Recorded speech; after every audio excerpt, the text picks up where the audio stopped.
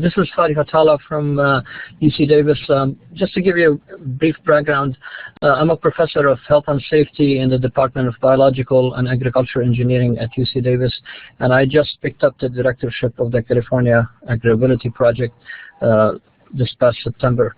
To give you an overview of the AgrAbility before we go further in detail, it is a USDA-funded project. It's a statewide project. And they have, the USDA has actually the 21 state-supported AgrAbility projects throughout the U.S., and we're one of them. We're pleased to be one of them. And so this is kind of like the big picture. And there's a national AgrAbility project based at Purdue University that kind of coordinates all the state and regional AgrAbility projects. To give you more details about the project itself in California, I'd like to turn over the webinar to our capable program managers, Esmeralda, Mandujano, and Maria Ceja. So they will give you the detail about how we function and what is our mission, and more details about how we go about providing resources to farmers and farm workers throughout the state. And then I'm pleased to say that the Ability Tools are our main partner. Every AgrAbility project has to have a major partner, and Ability Tools in California is the major partner with AgrAbility. So with that, I would turn it over to Esme and Maria to kind of take over the webinar. So hi everybody, my name is Esmeralda. I'm going to start off talking about CalAgrAbility's mission and objectives. So our main mission is to assist farmers, workers, and families to succeed in farming despite disabilities. The majority of our consumers come to us with a physical disability, such as an amputation. But we do have consumers who come with mental health problems, like anxiety disorders, and or developmental problems such as autism and spina bifida. We have a couple of consumers with spina bifida. We help our consumers obtain assistive technology to help them continue working despite the disability. And we advocate on their behalf or refer them to other agencies such as vocational rehabilitation to help them get the assistance, the financial assistance they need, because our program does not have funds to purchase assistive technology for our consumers. So that's why we refer out to other programs such as vocational rehabilitation. Our farm site assessments include going out to the farmer's land and identifying hazards and providing them with equipment and farm modification ideas. These modification ideas help them farm easier and more independently with a disability. And as Fadi mentioned, we are partnered with Ability Tools. They are our main partner, and we are very excited about this partnership because we strongly believe in their AT exchange philosophy and lending library. We think it's a really valuable resource, and their financial loan programs. So we're very, very excited about this partnership. We also collaborate with the Arthritis Foundation because working in agriculture increases the chances of developing arthritis due to the nature of the repetitive motions of that you do in a farming job. And towards the end of the presentation, Maria is going to elaborate a little bit more on this. So CalAgrAbility covers the entire state of California, from Modoc County to Imperial County. And AgrAbility programs are a partnership between a land-grant university and a nonprofit organization. Like we said, our partner is Ability Tools, and we're super excited about this partnership. If we just look at California, the Great Central Valley is the primary farming region in the United States. And this region is about the size of England, so we have a pretty big territory to cover. So why do we focus on working with farmers and workers? Well, agriculture is one of the 3 most hazardous industries in the United States. And each year there are about 20,000 disabling injuries in California. And on this slide we just have a couple of pictures of farm workers at work. So a little bit more on California agriculture. There are about 37,000 farms. in California, and there are about 600,000 farmers and family members. And we do focus on the entire family. That's very important for us to say. And there are about 1 million farm workers in California, working in California agriculture. These are a couple of pictures. One is of farm workers, and the other one is of one of our consumers. And he actually had about 10 acres of grapes. This next slide shows a pie chart which shows the non-fatal injuries on California farms. Some of the more common ones are being struck by something, or also falling. Falling is an accident that occurs very often, especially when farm workers are picking something. That's the ones that we tend to see more in our consumers. Thermal refers to heat exhaustion or any sort of heat illness. So farming has a very high potential for injury. On this slide we have 3 pictures. On the first one we have a little boy who is carrying a pig, and this pig is probably about 70 pounds. The boy is probably about 10 years old. So that is that's more than the little boy can carry. And also we have to think about how he picked up that pig. So when he picked up the pig, if he didn't pick up the pig in the safest way, that could also be a great risk of injury for him. In the next picture we have a man who's out working in the farm, and he is not wearing a shirt. This poses a very high risk for heat stress and maybe even skin cancer. And in the third picture we have a tractor in a dust cloud. So many tractors still do not have a closed cab. This one actually does, but many don't, and this dust cloud poses a big risk for lung problems later on in life. Another thing also that I should mention about working around loud machinery is that it can cause hearing problems down the road. So because that's very important for us, and because we really advocate for hearing protection, we actually worked with a program called Here in Yolo County, and we developed this little brochure pamphlet type of thing, and it's called Why Should I Care About Hearing Loss, and it's geared to the whole farming community. And one side is in Spanish, and the other side is in English.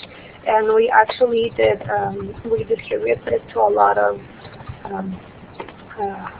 community vans and state vans that pick up about 10 to 15 farm workers and take them to work. So we put them in a place that we know are going to be read by vans. Okay. So each year there are about 195,000 lost time work injuries, and the highest injury rates are in livestock operations and grain, vegetable, nuts, and dairy operations. So who are California AgrAbility consumers? We basically have them divided into 2 groups. So we currently have about 600 clients in our databases, and that has been throughout the life of the program. A lot of them are Latino farm workers, and a lot of them are small farmers. These are actually 2 pictures of our consumers. About 30% of our consumers are female, and 70% are male. And their median ages are like 30 to 50, but the average age tends to be around 40. We have consumers from 3 years old to 81 years old. And you might be thinking, how is that possible? How can you have a 3-year-old consumer? That is because we focus on the family as a whole. So if a farming family has a child with a developmental disability or any sort of disability, we will work with the whole family so that they can continue farming. And we really do that by referring them to a lot of services that will help them. So farm workers. So one-fourth of the agricultural product in the United States comes from California. So it's very important to highlight that, because a lot of this is able to be done because of the labor of farm workers. So we really do value their work. 100% of our farm workers that are working with us are Latinos from Mexico or Central America. And many of them live in California and travel to work throughout the state and in other areas.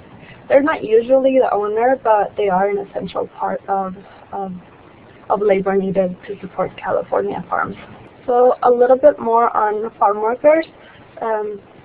Most of our consumers have an average 6th grade education or less level, and they are monolingual Spanish speakers. Many of them are migrant or seasonal farm workers, and it's important to highlight that although we do see a lot of migrant workers that come from other countries, we also see a lot of migrant farm workers that come from other states. We specifically see a lot of migrant workers from Texas. And about 35% of these workers are females. So now if we move on to our farmer group, the farmer group is very different than the farm worker group, not only in language but also in culture. These are low-income farmers with about 100 acres or less, and about 95% of them are Caucasian. We're starting to see more veteran farmers and female farmers. The thing that these farmers do have in common with the farm workers is the disabilities. And we also have, most of our farmers are small farmers, like I said, usually 100 acres or less, but we do have farmers with several thousand acres. So how can California AgrAbility help them? So information from our consumers is completely confidential and will not be shared outside of our staff. We do want to emphasize that. CalAgrAbility offers home visits as well as at-work visits to assess the needs of the consumer and modifications that need to be made to facilitate the consumer's daily life. So we really look at identifying independent living and working needs. And this slide shows pictures of a few of our site visits. So this is some of our staff over the years at work doing some site visits with our consumers. So our goals for our consumers are to identify low-cost solutions, develop rehab plans, and help them have access to medical and rehab agencies, and also to advocate for medical and rehab services. Advocating is especially important with our farm working population. On the left, we have a strap-on spring stool. So this assistive technology, what it does is that it allows the person to sit and reach at the level without having to bend over. This AP is also used in milking operations. Some solutions that we will be talking about today are modifying work environments, which tends to be one of the big focuses for us, because a lot of the time it's just doing little changes that will make a big difference. And also changing tools and equipment and assistive technology. We will also talk about some examples of assistive technology, large and small, because there's a huge variety. So CalAgrAbility highly believes that most farmers and farm workers with injuries or disabilities can continue working and living independently with the use of assistive technologies and ergonomics. So assistive technologies are equipment that enhances the ability of people to be more efficient and successful. So it pretty much boils down to using a tool. It can be something as simple as a pair of glasses, which is something that we commonly help our consumers to get, and they pretty much turn around their lives. It makes a huge difference for a person just to have a pair of glasses when they're at work and even at home, to something like a wheelchair. Ergonomics, this is the science of equipment designed to maximize productivity by reducing worker fatigue and discomfort. So it pretty much is changing the way you do things. A lot of the times when we do our site visits, we will talk to our consumers about just changing the way they're doing things, and it makes a huge difference. We're always surprised by how happy they are after they do some simple changes.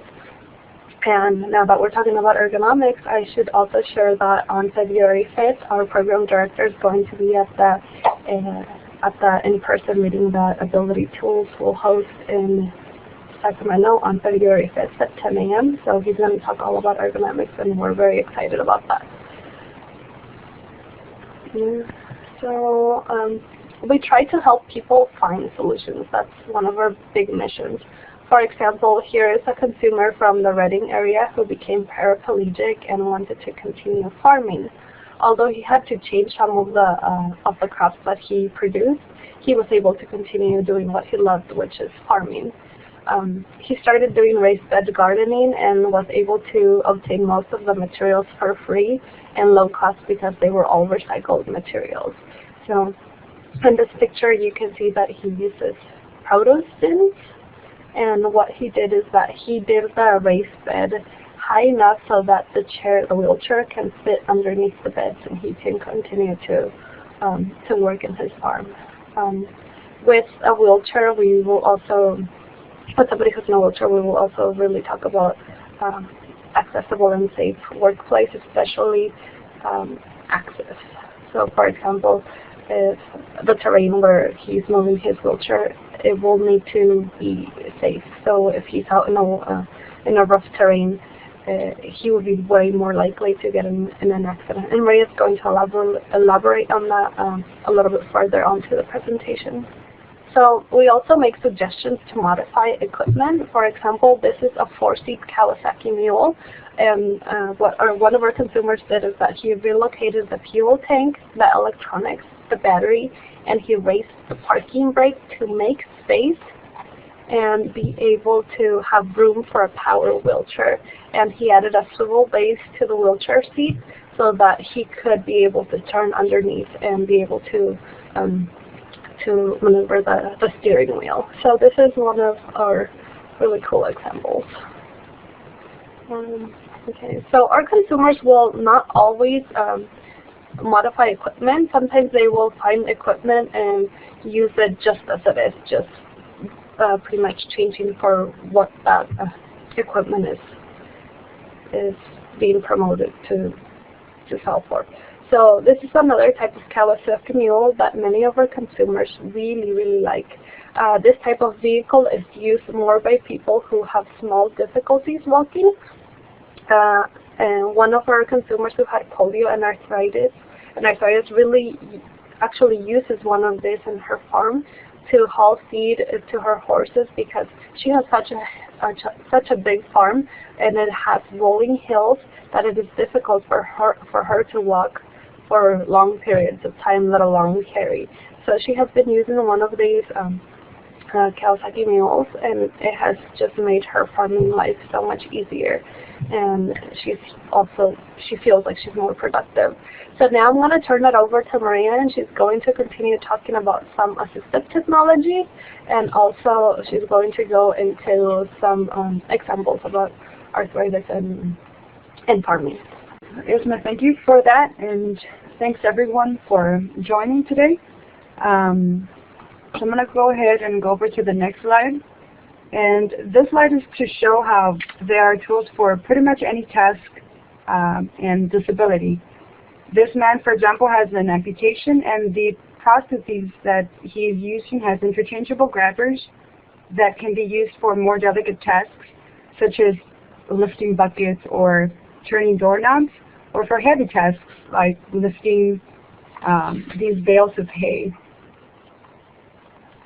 Now, for farmers that are more mobile but still have problems such as arthritis on the knee, we always recommend that they add steps with dual grab bars to their tractors, so it is easier to get on the tractor. Now, if you've ever driven out in the country and seen the John Deere tractors, you know that they're really tall. Some of them can be up to 10 feet tall, so for somebody with arthritis in the knees, it might be really painful. So adding steps is very useful. There are different types of steps, including electric ones, and the ones that we have on the right-hand side picture are spring-loaded telescoping steps that lower and spring back. And there are consumers who cannot walk and have absolutely no lower mobility, so they need different types of lifts. In this picture, the lift is installed in the shop, and not on a single tractor as you saw on the steps. The steps can be installed in the tractor. So with this lift, he's able to transfer himself from his wheelchair to the lift, and then he transfers himself to any tractor that he needs to get on. So once the farmer is on the tractor, he can make modifications to it, such as adding mirrors to the sides of the tractor. These breakaway mirrors that you see on the right-hand picture reduce twisting to the spine by allowing the farmer to see behind him without having to turn his entire body. And the swivel plate is added to seats so that the farmer can turn around without twisting his body. It's very similar to the one that the farmer added and to his Kawasaki mule, or it's sort of like a golf cart type of vehicle. Mechanical suspensions can also be added to seats and reduce shock that can occur in the spine from repetitively driving on bumpy roads. If you live in Davis and bike around everywhere, you would want to have these in your bicycle. But they're too big, so I really haven't purchased any of these. But I know that these are really popular or employed by truck drivers because they're easy to install and they are very low cost. Once they're in the tractors, the farmer or rancher needs to maneuver the tractor. So there are hand controls they can install on the pedals because they may not be able to use their legs. So this is a picture showing the hand control. And this picture is a picture of an attachment that can be easily added to a steering wheel if a farmer has problems with their grip. And grip problems are very common. They can position their hands in between the two rods for stability, and they hold on to the top rod, and then they kind of do a pod steering motion to steer the wheel. And there are more examples of assistive technologies. For example, on the right-hand side, we have a picture of a wheelbarrow that is motorized, so you do not have to push heavy loads. And then this contraption over here on the right-hand side can be thought of as a portable fence. It was made from cheap PVC pipe and chicken wire. So one of the farmers, he used it to move around his poultry, and another farmer used the contraption to move his swine around. One of them actually connected the contraption to an AT or a John Deere gator, so they're able to move their livestock or their poultry where they want to take it. And now this picture shows a picture of ergonomic handles that can be purchased at your local Home Depot, for example. This ergonomic handle is a small gardening tool that provides a 90-degree angle that relieves stress in the wrist. And then on the right-hand side, we have a picture of telescoping handles that can be lengthened or shortened. And they come with different, some of them are shovels and rakes, so depending on the need, there is a tool for that. And we also have, again, more examples to show you that there is AT for pretty much any task. The ramp on the right top side is portable and can be stored in a car. The ergonomic shovels prevent back pain. And you're going to notice that ergonomic tools, they kind of look funky. So I always think of ergonomic tools as like looking funky. So if they look funky, they're probably ergonomic. There's like a dent here you can see. And on the right bottom side, we have an ergonomic faucet adapter, which helps people with hand problems because the longer level does not require you to grip. Instead, it just requires you to push. And for farmers or anybody who has tools or a shop or a garage or a tool shed, we always recommend that the tools are organized and easy to reach.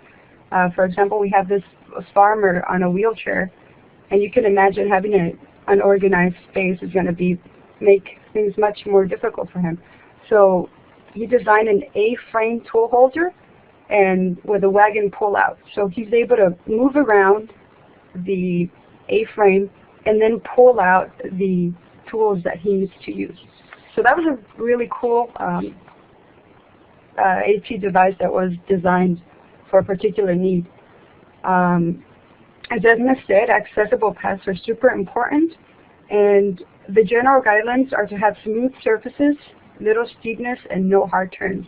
So on the bottom left picture, we have a picture of terrain that could be very dangerous for someone on a wheelchair, as opposed to the right-hand side picture where there is more, it's paved and wide enough for a wheelchair. And this is one of my favorite slides actually, because on the left-hand side we have the 6-wheel electric auto chair that is useful for pretty much any terrain. And on the right-hand side we have a picture of this awesome Superman Berry Picker 6000. It is useful for tanning, relaxing, or taking breaks out on the farm. No, I'm just kidding. It's not anything like that. It's actually called a tracked vegetable harvesting cart. It is mostly used for those with back problems, and it eliminates having to crouch down and putting stress on the back for long hours. So these are interesting tools.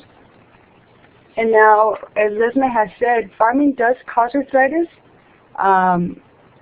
and the repetitive motions that are done in some of the farm jobs, like picking grapes or anything really much, are bending, stooping, twisting, kneeling. And most of the consumers that we have that have been diagnosed with arthritis report that it interferes with their daily work. So it does cause a lot of pain, and it keeps them from doing more at home or different tasks. So did you know actually that 1 in 3 adult farmers or ranch operators or workers actually have arthritis, and that arthritis is the leading cause of disability in all AgrAbility farmers? Now the average age of farmers has gone up. Now it's 60. So that means that a lot of them will find daily tasks more difficult to complete. And the sad part about this is that many agricultural workers do not know that they are at risk for arthritis. But for the very same reason, CalAgrAbility developed 3 types of workshops in English and Spanish that are free to the public for informing them of arthritis, what arthritis is, and of different techniques they can use to manage their pain. So the first workshop is called Taking the Reins, Living and Working with Arthritis. The second one is called Get Moving, Arthritis Prevention and Pain Management Exercise Workshop. So this was developed because after teaching the first one for 2 hours, the participants were interested in actually doing some of the exercises. So they're like, okay, you're telling me that arthritis can be managed, so what are some examples?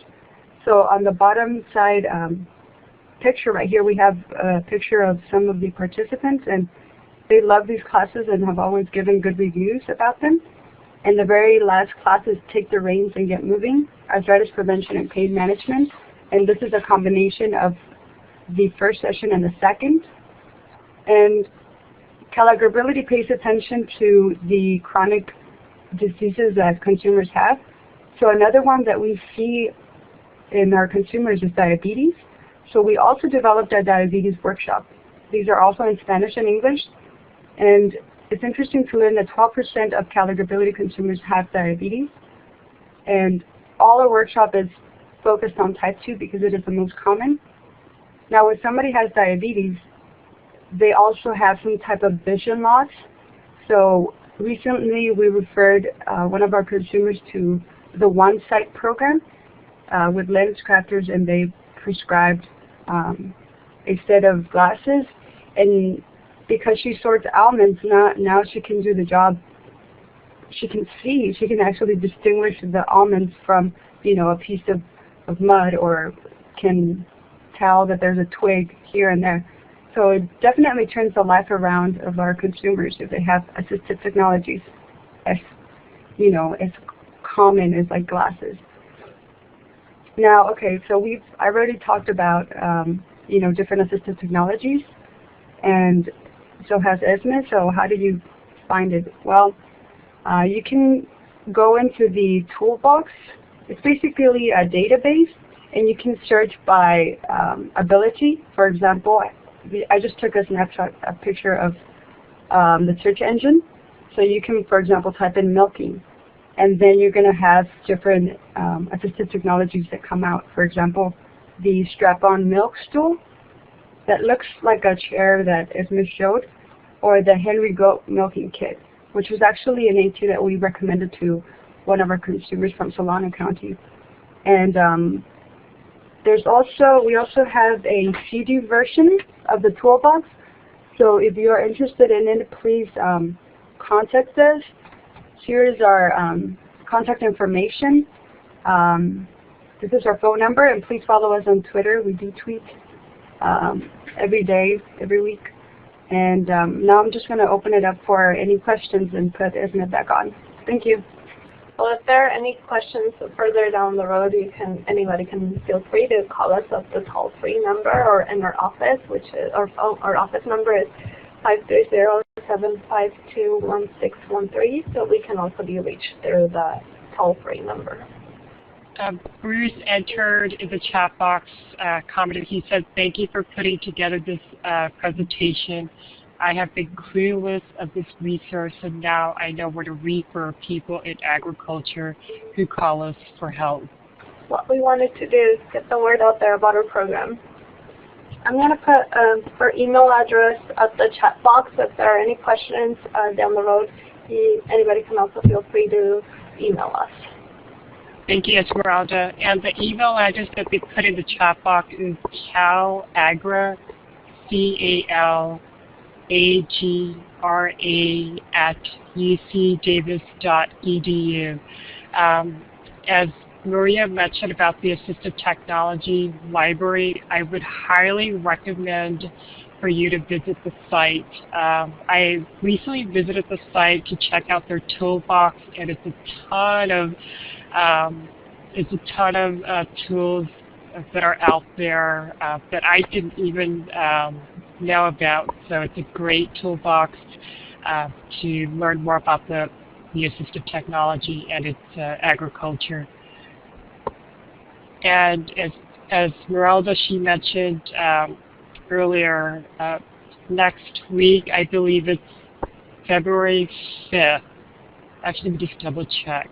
Yes, February 5th, the CalAgrAbility will be presenting at the Ability Tools in-person training in Northern California, and they are scheduled to present, I believe, 10:15 to 11:30, and they're going to be talking about the ergonomics or the ergonomic tools. Again, thanks to the CalAgrAbility presenters, as well as Total Recall Captioning for providing live captioning, and of course, everyone else who participated. Thank you, everyone, and have a great rest of the afternoon.